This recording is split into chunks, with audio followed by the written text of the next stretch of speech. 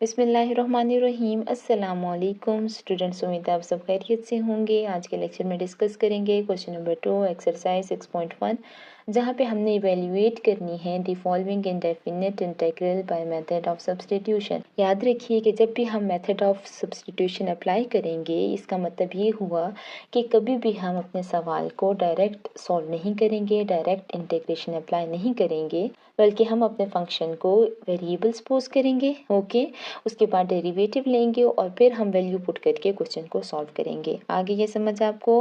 Okay, अगर नहीं भी आए तो कोई इशू वाली बात नहीं है। अब हम स्टेप बाय स्टेप इस क्वेश्चन को सॉल्व करते हैं ताकि हमें मेथड और सब्स्टिट्यूशन क्लियर हो जाए।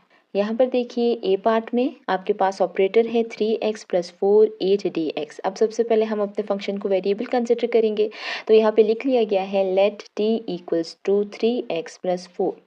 पावर नहीं आएगी, याद रहेगी ये बात। सिर्फ आपने अंदर वाला, ब्रैकेट के अंदर वाला फंक्शन उठाना है। ओके, अब जब हमने यहाँ पर टी सपोज कर लिया तो सबसे पहले हम डेरिवेटिव लेंगे। ओके, तो यहाँ पर देखिए dt बाय, यहाँ पर क्या आना चाहिए, क्योंकि यहाँ पे इंडिपेंडेंट वेरिएबल x है तो यहाँ पर आ जाएगा dx। हम यूँ भी कह सकते हैं derivative of t in terms of x। Okay, और यहाँ पर देखिए d/x आ चुका और ये वाला फंक्शन एज इट इज़। ठीक, अब जब डेरिवेटिव लेंगे आप 3x पर, तो आप जानते हैं कि 3 जो है वो यहाँ पर आ जाएगा और डेरिवेटिव x पर 1 होता है, इस वजह से यहाँ पर मेंशन नहीं किया गया। ओके, और डेरिवेटिव कांस्टेंट पर 0 होता है तो नहीं आएगा।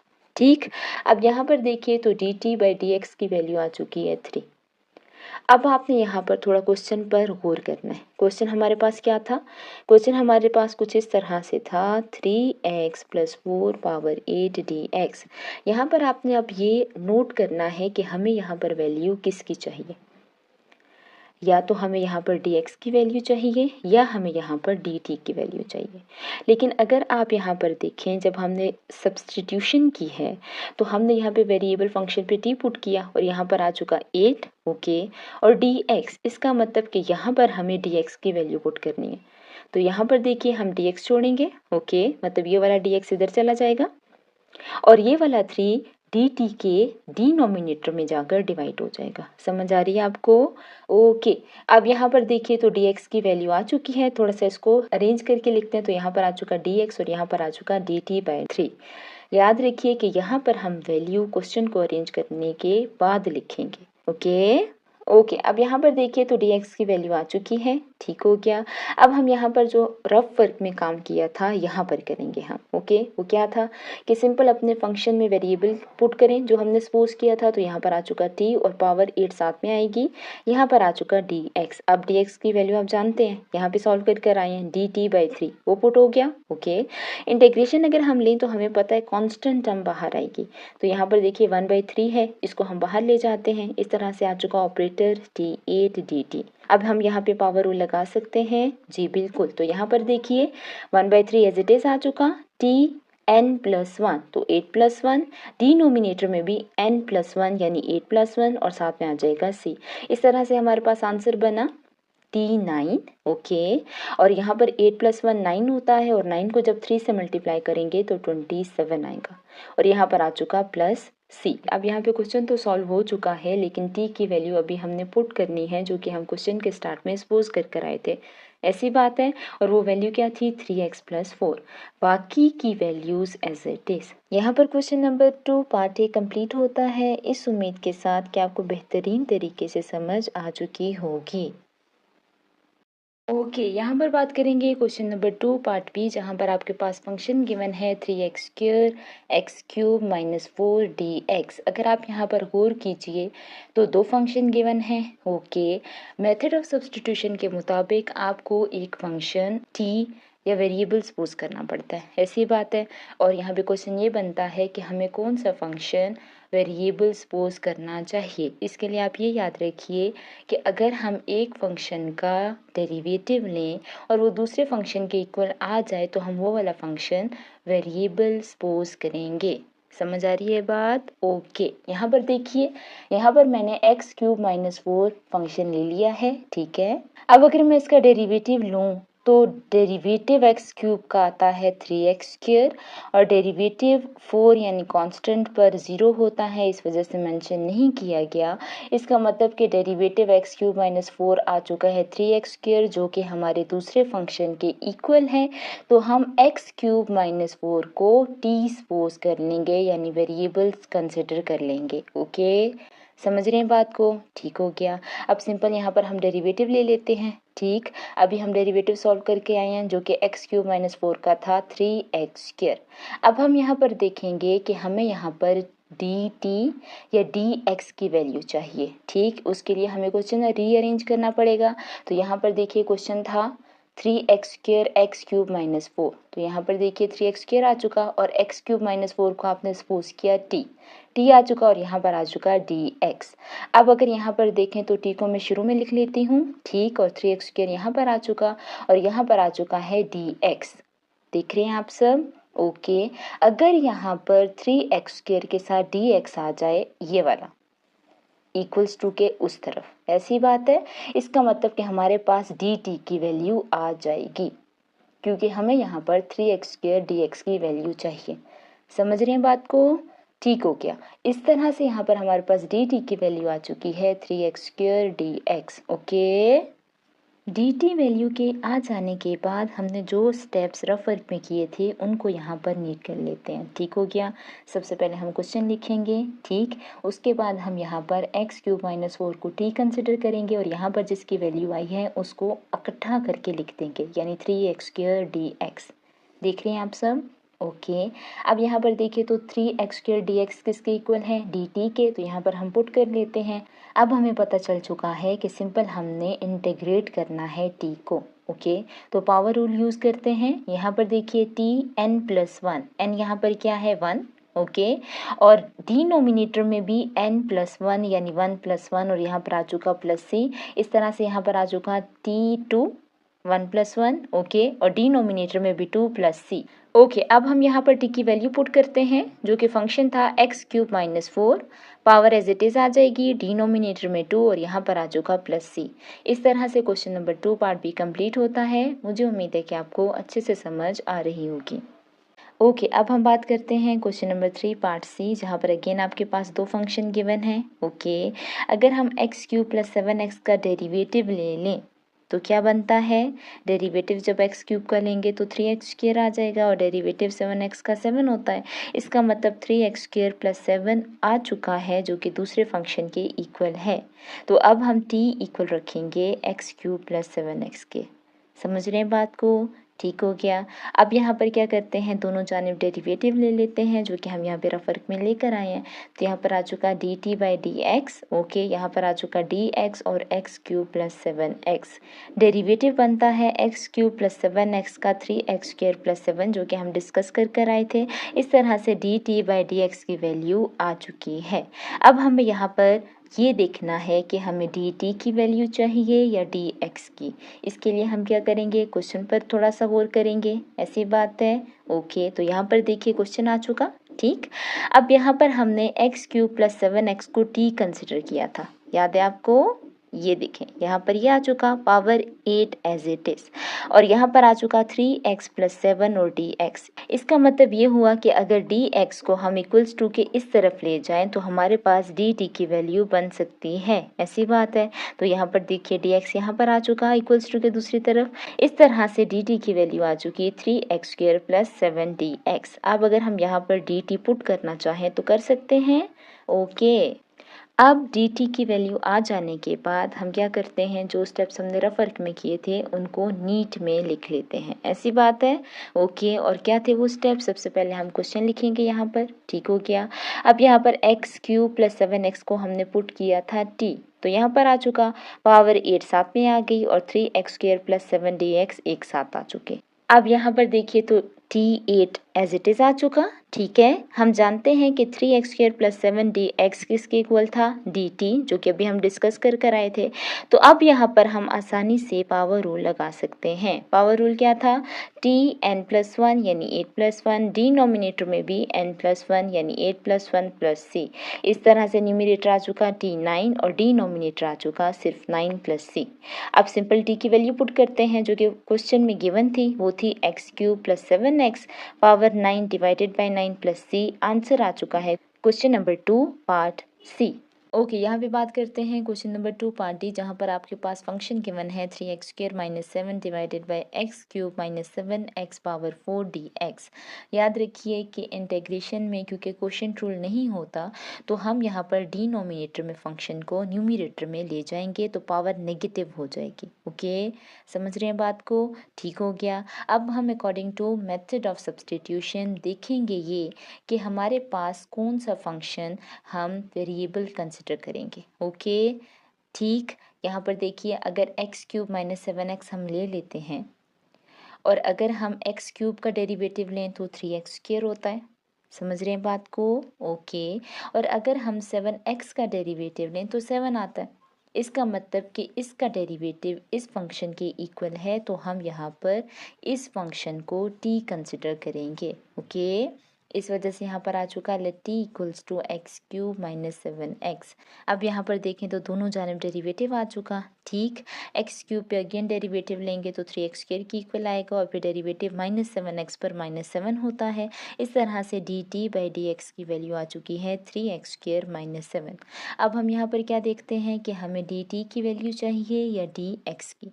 इसके लिए यहाँ पर हमने क्या किया, क्वेश्चन को थोड़ा सा अरेंज करते हैं। सबसे पहले अगर हमारे पास क्वेश्चन था ये 3x² - 7 x³ - 7x - 4 dx, तो यहाँ पर देखिए x³ - 7x की पावर -4 को तो हमने t कंसिडर किया। इस तरह से यहाँ पर आ चुका 3x² - 7 और साथ में dx।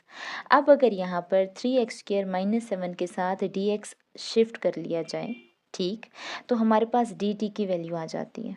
तो देखिए यहाँ पर dt आ चुका 3x² - 7 और ये वाला dx यहाँ पर ये आ चुका है। ठीक हो गया। अब हमने जो स्टेप्स रफ वर्क में किए थे अगेन उन्हें नीट करते हैं। तो यहाँ पे सबसे पहले क्वेश्चन लिख लेंगे। ठीक हो गया। फिर x³ - 7x पावर -4 की जगह t -4 पावर पुट करेंगे और 3x² - 7 और dx को इकट्ठा लिख देंगे। समझ रहे हैं बात को, ओके। अब अगर 3x² - 7 dx की जगह मैं t पुट करूँ dt तो ठीक रहेगा। ओके, तो आइए पुट करते हैं। तो यहाँ पर देखिए t -4 अपनी जगह पर और 3x² - 7 dx की जगह आ चुका dt।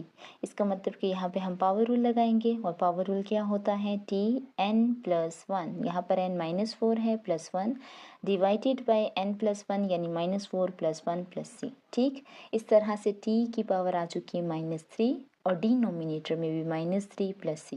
लास्ट स्टेप क्या होता है, सिंपल हम t की वैल्यू पुट करते हैं जो कि थी x³ - 7x पावर भी -3 एज इट इज़ आएगी, डिनोमिनेटर भी -3 और यहाँ पर आ चुका +c। अब यहाँ पे क्योंकि पावर नेगेटिव है, आप चाहें तो इसको डिनोमिनेटर में लेकर जा सकते हैं। इस तरह से x³ - 7x डिनोमिनेटर में आ चुका, 3 अपनी जगह पर और ये वाला माइनस हमने यहाँ पर लिख दिया और न्यूमरेटर में सिंपल 1 आ चुका +c। यही आंसर है आपके क्वेश्चन नंबर 2 पार्ट डी का। मुझे उम्मीद है कि आपको अच्छे से समझ आ चुकी होगी। यहाँ पर बात करेंगे क्वेश्चन नंबर 2 पार्ट ई, जहाँ पर आपको इंटीग्रेट करना है 60 डिवाइडेड बाय √3t² - 7dt। अब यहाँ पर देखिए तो रूट आ चुका है। अगर इसको आप 1/2 की फॉर्म में लिखना चाहें तो लिख सकते हैं। ओके, तो यहाँ पे आ चुका 60 डिवाइडेड बाय 3t² - 7, रूट की वैल्यू होती है 1/2 और यहाँ पर आ चुका dt।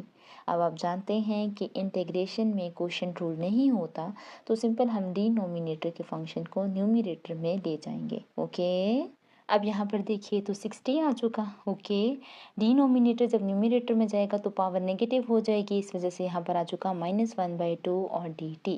अब हम यहाँ पर ये देखेंगे कि किस फंक्शन को हम वेरिएबल कंसिडर करें, सपोज करें। तो यहाँ पर देखिए अगर मैं 3t² - 7 लेती हूँ तो मेरे पास डेरिवेटिव 3t² का आ जाता है 60 और डेरिवेटिव कांस्टेंट पर 0 होता है, इस वजह से मेंशन नहीं किया गया। अब क्योंकि आंसर 60 है जो कि दूसरे फंक्शन के इक्वल है, इस वजह से मैंने यहाँ पे सपोज किया u = 3t² - 7। यहाँ पर मैंने u क्यों लिया है, क्योंकि ऑलरेडी फंक्शन मेरा t की फॉर्म में था। आप जो मर्जी चाहें वेरिएबल ले सकते हैं। ओके, अब दोनों जानब यहाँ पे डेरिवेटिव आ चुका। इस तरह से अभी हम डेरिवेटिव डिस्कस कर आए हैं कि डेरिवेटिव 3t² पर होता है 60। ओके, और डेरिवेटिव कांस्टेंट पर होता है 0, इस वजह से मेंशन नहीं किया गया। अब यहाँ पर वैल्यू du/dt की वैल्यू आ चुकी है 60। ओके, अब हम यहाँ पर देखेंगे कि हमें du की वैल्यू चाहिए या dt की वैल्यू चाहिए। इसके लिए हम थोड़ा सा क्वेश्चन देख लेते हैं।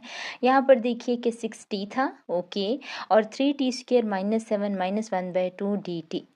अब यहाँ पर अगर आप देखें तो हमने 3t² - 7 को u कंसिडर किया था, तो यहाँ पर u आ चुका और -1/2 पावर में। ओके, अब अगर 6t और dt को मैं इकट्ठा लिख दूँ यहाँ पर, यानी ये डिनोमिनेटर का dt ऊपर जाकर मल्टीप्लाई हो जाए 60 से, तो du की वैल्यू आती है। जी बिल्कुल, इसका मतलब कि 6t और dt जहाँ पर भी क्वेश्चन में आएगा हम वहाँ पर du पुट करेंगे। ओके, अब यहाँ पर du की वैल्यू आ जाने के बाद हम जो स्टेप्स रफ में कर आए हैं उन्हें नीट करते हैं। ऐसी बात है, तो यहाँ पर देखिए 60 आ चुका, फिर u जो कि हमने कंसिडर किया था अपने फंक्शन को, पावर आ चुकी -1/2 और यहाँ पर आ चुका dt। अब u -1/2 पहले लिख लेते हैं और 60 और dt को इकट्ठा लिख लेते हैं क्योंकि ये इक्वल है du के। ऐसी बात है, तो यहाँ पर 60 और dt की जगह हमने du पुट कर लिया और यहाँ पर आ चुका u power -1/2 as it is. अब सिंपल हम पावर रूल यूज़ करेंगे और पावर रूल बहुत अच्छे से जानते हैं, n+1, n यहाँ पर -1/2 है। ओके, और डिनोमिनेटर में भी n+1 यानी -1/2 + 1 यहाँ पर आ चुका +c। इस तरह से न्यूमरेटर बना u पावर 1/2 और डिनोमिनेटर भी 1/2 और यहाँ पर आ चुका +c। ओके, अब यहाँ पर ये 2 डिवाइड हो रहा है, ऊपर जाकर मल्टीप्लाई होगा, इस तरह से यहाँ पर आ जाएगा 2u पावर 1/2 + c। अब सिंपल यहाँ पर u की वैल्यू पुट करें जो कि थी 3t² - 7 1/2। ओके, 2 अपनी जगह पर, c अपनी जगह पर, और यहाँ पर क्वेश्चन नंबर 2 पार्ट ही कंप्लीट होता है। ओके, यहाँ पर बात करते हैं क्वेश्चन नंबर 2 पार्ट F, जहाँ पर आपके पास फंक्शन गिवन है √r power 1/3 + 4 divided by r power 2/3 dr। यहाँ पर हम सबसे पहले क्या करते हैं, डिनोमिनेटर को न्यूमरेटर में लेकर जाते हैं। और क्यों, क्योंकि क्वोशंट रूल नहीं होता इंटीग्रेशन में।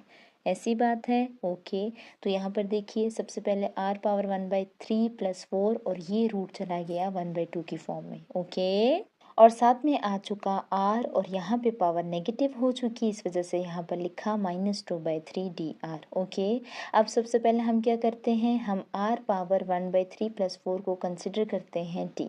ठीक, इस तरह से दोनों जानिब डेरिवेटिव आ चुका। ओके, और यहाँ पर देखिए जब r पावर 1/3 + 4 पर डेरिवेटिव लेंगे तो पावर रूल यूज़ होगा यहाँ पर, 1/3 शुरू में, फिर r 1/3 - 1। ऐसी बात है, और डेरिवेटिव कांस्टेंट पर 0 होता है, इस वजह से मेंशन नहीं किया गया। अब यहाँ पे 1/3 आ चुका और यहाँ पर r 1/3 - 1 करेंगे तो -2/3 आ जाएगा और ये वैल्यू है dt/dr।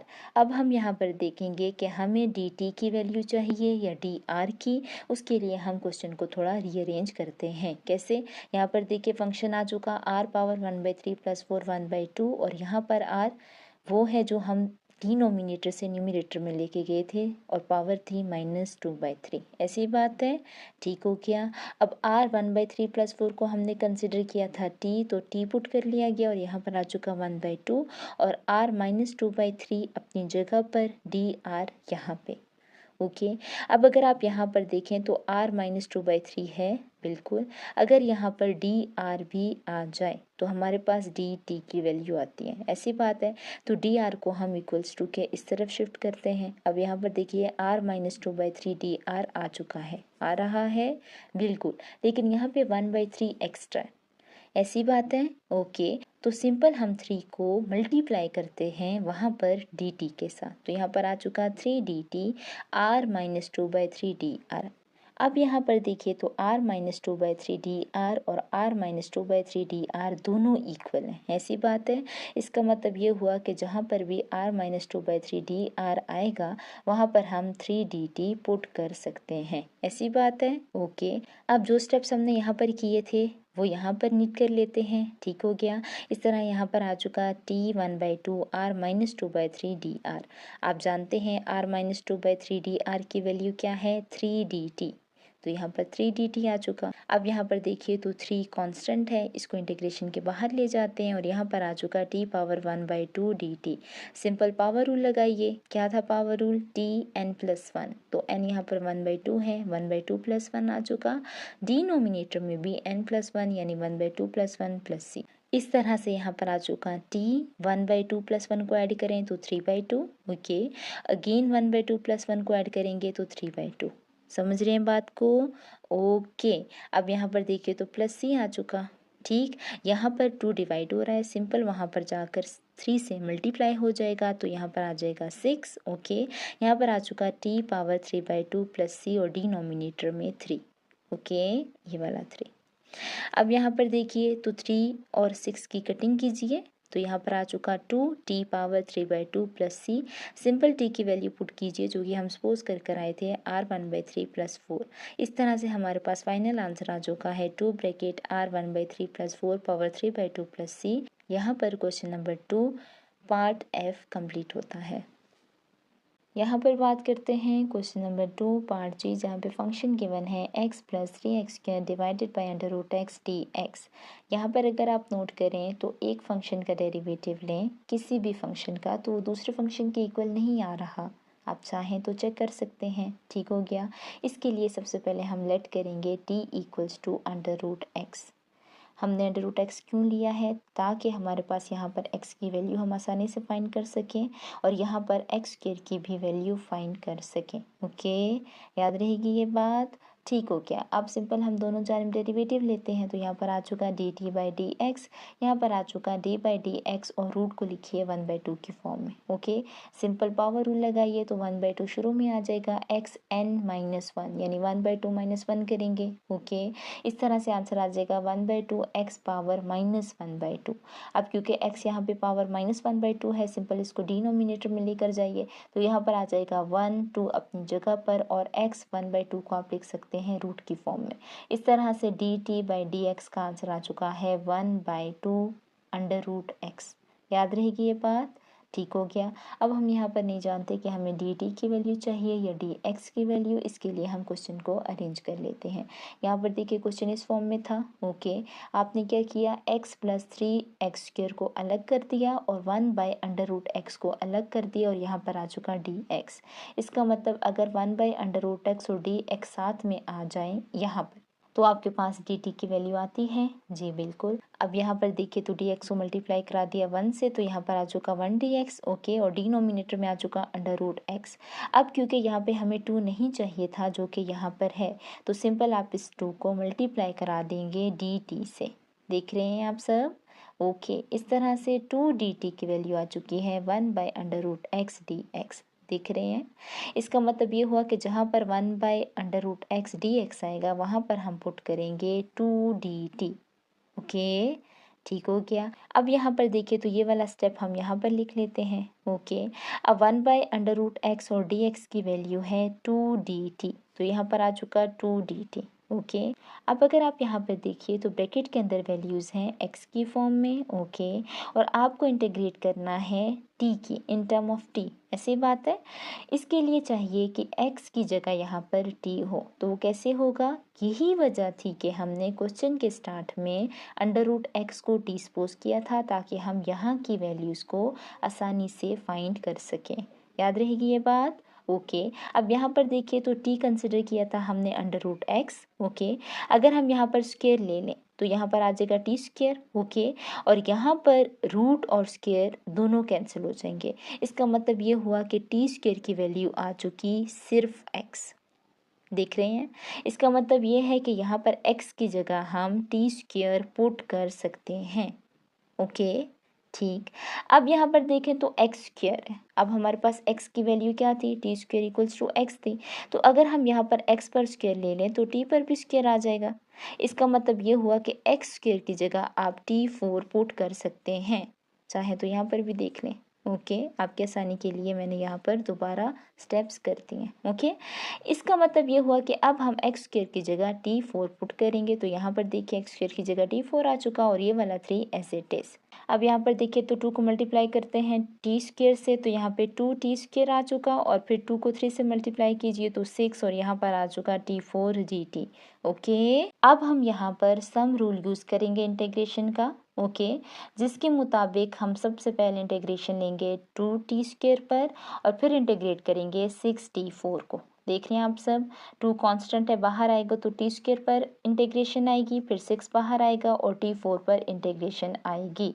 दोनों जाने पावर रूल लगेगा, यहाँ पर 2 आ चुका, टी स्क्वायर पर पावर रूल लगाइए तो Tn+1 यानी 2+1 डिवाइडेड बाई n+1 यानी 2+1। ओके, फिर प्लस अपनी जगह पर, 6 अपनी जगह पर, T4 पे पावर रूल लगाइए तो Tn+1 यानी 4+1, डिनोमिनेटर में भी 4+1 और यहाँ पर आ चुका +c। ओके, तो यहाँ पर देखिए 2 आ चुका, t पावर 2+1 करें तो 3, डिनोमिनेटर में भी 3 आ चुका। इसी तरह से t पावर 4+1 करें तो 5, डिनोमिनेटर में भी 5 आ चुका और यहाँ पर आ चुका c। ओके, याद रहेगी ये बात, ठीक हो गया। अब हम यहाँ पर 2/3 कर लेते हैं, कांस्टेंट को अलग, t की वैल्यू पुट करते हैं जो कि थी √x और पावर एज इट इज। फिर यहाँ पर 6/5 को अलग करते हैं, t की वैल्यू पुट करें √x जैसे कि यहाँ पर पुट कर ली गई थी, पावर 5 और यहाँ पर आ चुका +c। अब यहाँ पर देखिए तो 2/3 आ चुका, ठीक। यहाँ पर x है, अंडर रूट की वैल्यू 1/2 होती है, मल्टीप्लाई कराएं 3 से तो 3/2 आ चुका, प्लस 6/5 अपनी जगह पर, अगेन अंडर रूट की वैल्यू होती है 1/2 और यहाँ पर आ चुका 5 +c। इस तरह से यहाँ पे 2/3 आ चुका, x की पावर 3/2 प्लस 6/5 अपनी जगह पर, 1/2 को 5 से मल्टीप्लाई कराएं तो 5/2 +c। यहाँ पर क्वेश्चन नंबर 2 पार्ट जी कंप्लीट होता है। उम्मीद है कि आपको समझ आ चुकी होगी। बात करते हैं क्वेश्चन नंबर 2 पार्ट एच, जहाँ पे फंक्शन गिवन है x+1 divided by x square plus 2x plus 2 power 2 dx। Okay, सबसे पहले हम t कंसिडर करते हैं x square plus 2x plus 2 को। ओके, दोनों जानिब डेरिवेटिव लेते हैं, डेरिवेटिव लेंगे एक्स स्क्वायर पर तो 2x के इक्वल है, फिर डेरिवेटिव 2x पर 2 के इक्वल है और कांस्टेंट पे डेरिवेटिव 0 होता है। ओके, 2 कॉमन ले लेते हैं, इस तरह से ब्रैकेट के अंदर आ जाएगा x प्लस और 2 कैंसिल होगा तो यहाँ पर 1। ओके, ये वैल्यू है dt/dx। अब हम फाइंड करेंगे कि हमें dt की वैल्यू चाहिए या dx की। इसके लिए क्वेश्चन को अरेंज करते हैं। यहाँ पर देखिए क्वेश्चन था आपके पास x+1 bracket x square plus 2x plus 2 power -2 dx। यहाँ पर x square plus 2x plus 2 को आपने कंसिडर किया था, t पावर -2 आ चुका, x+1 और dx को इकट्ठा लिख लेते हैं। ओके, अब अगर यहाँ पर देखें x+1 के साथ dx आकर मल्टीप्लाई हो जाए, देख रहे हैं, तो ये किसके इक्वल आ सकता है, dt के। ओके, तो यहाँ पर देखिए dt आ चुका, dx को सिंपल हम मल्टीप्लाई करा चुके x+1 से। अब यहाँ पे ये 2 एक्स्ट्रा था, इसको हम डिनोमिनेटर में लेकर चले गए, इस तरह से dt/2 इक्वल है x+1 dx के। तो यहाँ पर देखिए दोनों वैल्यूज़ इक्वल हैं, बिल्कुल। इसका मतलब ये हुआ कि जहाँ पर x+1 dx आएगा वहाँ पर हम पुट करेंगे dt/2। अब ये वाला स्टेप यहाँ पर लिख लेते हैं। ओके, तो यहाँ पर देखिए t-2 एज इट इज़ आ चुका, x+1 dx किसके इक्वल है, dt/2, तो यहाँ पे आ चुका dt/2। ओके, अब यहाँ पर देखिए तो 2 कांस्टेंट है, बाहर ले जाइए, डिनोमिनेटर में आएगा तो न्यूमरेटर में 1 लिख लेंगे। ओके, फिर यहाँ पर आ चुका ऑपरेटर t-2 dt। अब दोनों वेरिएबल सेम है, इसका मतलब कि हम इंटीग्रेट करेंगे in terms of t। Okay, ठीक हो गया। अब यहाँ पे पावर रूल लगाइए तो n+1 यानी -2+1, डिनोमिनेटर में भी n+1 यानी -2+1। ओके, अब यहाँ पर देखिए तो 1/2 एज इट इज़ आ चुका, t -2+1 कीजिए तो -1, डिनोमिनेटर में भी -1 आ जाएगा, यहाँ पर आ चुका +c। सिंपल दोनों वैल्यूज़ को मल्टीप्लाई कीजिए तो t-1 आ जाएगा और डिनोमिनेटर में -2 और यहाँ पर आ चुका +c। ओके, अब यहाँ पे t की पावर नेगेटिव में है तो डिनोमिनेटर में लेकर चले जाइए, यहाँ पर आ चुका 1/2 टी। ओके, और ये वाला माइनस यहाँ पर आ चुका साथ में, और यहाँ पर आ चुका प्लस सी। सिंपल टी की वैल्यू पुट कीजिए जो कि थी एक्स स्क्वायर प्लस 2x+2, और ये हमारे पास फाइनल आंसर है क्वेश्चन नंबर 2 पार्ट एच। यहाँ पे क्वेश्चन नंबर 2 कंप्लीट होता है। मुझे उम्मीद है कि आपको तमाम के तमाम पार्ट अच्छे से समझ आ चुके होंगे।